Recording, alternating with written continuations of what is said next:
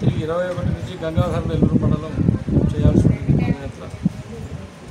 తిరుగు ప్రయాణంలో శ్రీకాళహస్తి దగ్గర చెల్లోపల్లి గ్రామం దగ్గర నేను ప్రయాణిస్తున్నటువంటి ఇన్నోవా వాహనం ముందు వాహనాన్ని ఢీకొన్నందువల్ల ప్రమాదం జరిగింది.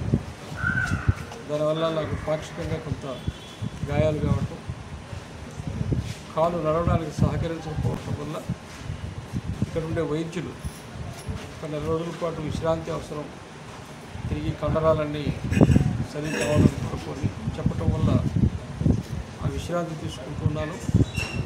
గత 5 రోజులుగా ఇక్కడే చికిత్సలో ఉన్నాను. ఇక్కడ ఉన్నటువంటి స్థానికులు, అలాగే విశ్వ హిందూ పరిషత్తు, ఆర్ఎస్ఎస్ కార్యకర్తలు వాళ్ళందరూ కూడా చాలా చక్కగా సేవ చేశారు.